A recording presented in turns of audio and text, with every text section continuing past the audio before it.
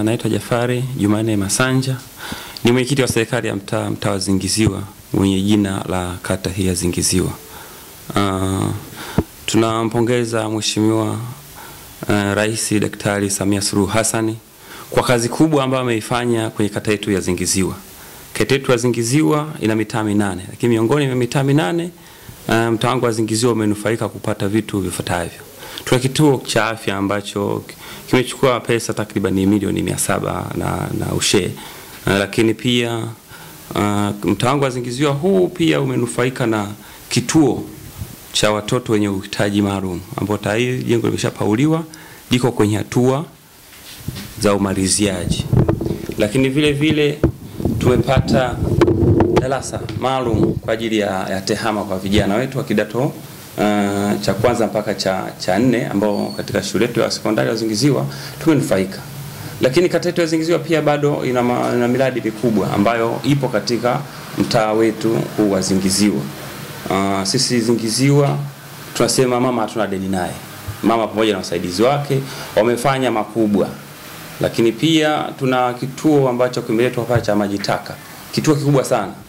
Na kitakuwa na fedha nyingi ambazo imetolewa na ujenzi unaendelea pale. Lakini tuna ofisi yetu ya kata. Kwa hiyo Zingiziwa ukisikia tu Zingiziwa ikoje.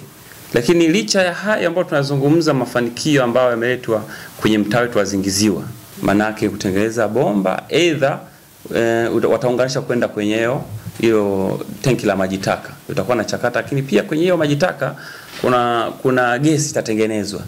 Lakini pia wale wakazi wa eneo jirani na ile matenki manake watanufaika kupata umeme. Kwa hiyo ni hatua kubwa ambayo sisi tunazingiziwa, tunashukuru na tunapongeza kwa jitihada ambazo wanazifanya rais, wasaidizi wake kama mbunge na diwani ambaye anaongoza mpaka sasa hivi. Kwa hiyo tunashukuru sana. Zingiziwa iko pembezoni mwa manispaa hii ya Ilala. Tukizungumzia kata ambazo ziko pembezoni mwa manispaa ya Ilala ni Zingiziwa. Kwa hiyo tulikuwa tuangalia mahitaji ya kata yetu ya Zingiziwa mitaa 8. Changamoto palipo na neema, changamoto hazikosekani. Changamoto zipo. Hususan ukiangalia kwamba hii miji ambayo inachipukia inakuwa na changamoto nyingi. Population ya watu imekuwa ni kubwa sana. Lakini changamoto ambayo tunayo ni miundombinu. Tunazungumzia barabara inayotoka Videte kuja Zingiziwa. Barabara kama umekuja umepitia njia, nadhani mtakumeona kwamba njia haiko sawa. Haiko sawa, lakini tuna baba yetu ina madimbu makubwa, lakini tuna kivuko ambacho tunakiita kwa kichwa. Kile kivuko kimekuwa kinatunyima usingizi. Yaani sisi viongozi pamoja na wananchi wetu. Inafika hatua kwamba tumeingiza milioni 700 kwenye kituo cha afya. Lakini tumeingiza milioni 700, inapotokea kwamba mvua nyingi amenyesha mkubwa, manake huwezi kwenda Chanika. Sasa kama huwezi kwenda Chanika na huku kuna mgonjwa anatakiwa apate referral kutoka hapa kwenda either Amana, maana huwezi kumvukisha pale. Kwa sisi tunachokiomba pale ni kujengewa barabara nzuri, na lakini pia kuweka kivuko pale kwenye daraja la kichwa. Nadhani hiyo changamoto ambayo tunayo. Lakini pia baada ya changamoto nyingine, kituo cha polisi. Na tukipata kituo cha polisi cha kati itakuwa ni vizuri zaidi. Sisi Zingiziwa ukitoka hapa kutafuta kituo cha polisi tofauti na Chanika ambayo ni kituo cha wilaya, basi utaenda Mkuranga. Na kama hujaenda Mkuranga, then utaenda Masaki.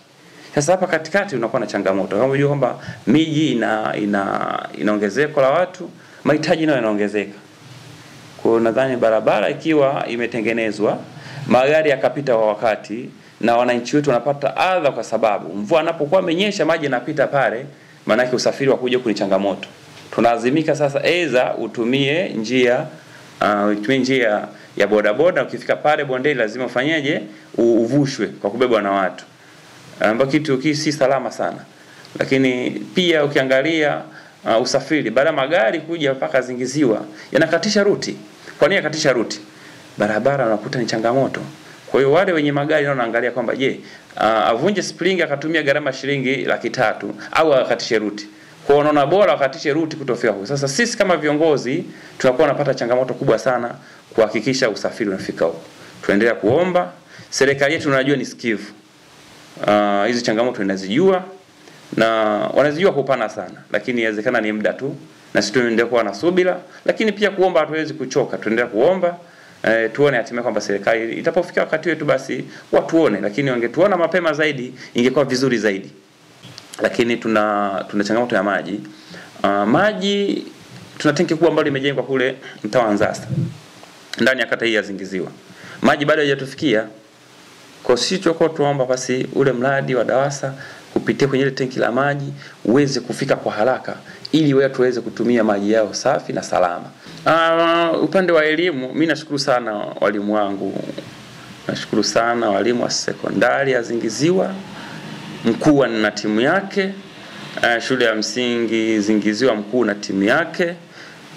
Tunapeana ushirikiano. Na sisi kama serikali ya mtaa tunapa ushirikiano. Kwa nini tunapa ushirikiano? Tumeona msingi wa elimu tunaanzia huko chini. Kwa mfano ile shule ya msingi kuanzia chekechea mpaka darasa la 7. Na ndio tunategemea kwamba ndio ujenzi wetu kama wa nyumba. Kwa hiyo tunachowapa ushirikiano kwa wale wazazi ambao wasofika watoto wao shuleni. Tunamwomba mkuu wa shule kupitia kwenye walimu wao madarasa wanatuletea majina ya watu ambao wazazi wao haonyeshi ushirikiano. Nazungumza haonyeshi ushirikiano kwa sababu gani? Hajui mtoto wake amba mwalimu wa darasa hamjui, mwalimu pengine hamjui, lakini je, anafuatilia masomo, mwanae anasoma. Tunapoona kwamba kuna changamoto mtoto afiki kwa wakati shuleni, aidha siku 3 siku 4, sisi tunaomba barua, wanaandikia wazazi, wanakuja serikali ya mitaa. Serikali ya mtaa na sisi tunajikomiti. Tunapozungumza na tunawapekea maazimio, wanaandika barua za kujikomiti kwamba wataonyesha ushirikiano kuhakikisha mtoto yule ule utatu mtakatifu unapatikana. Maana yake utatu mtakatifu koje? Baba, mwana na mwalimu. Maana baba ata play part yake na mtoto ata play part yake na mwalimu. Hii sasa tumekuwa na changamoto kubwa ambayo wazazi wanaachia mzigo mkubwa wa walimu. Yaani mwalimu anakuwa ni mwalimu, anakuwa ni mlezi, anakuwa ni mzazi. Sasa unakuta changamoto inakuwa ni kubwa.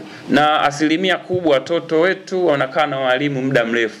Kwa hiyo sisi wazazi tunakaa na watoto wetu muda mchache sana.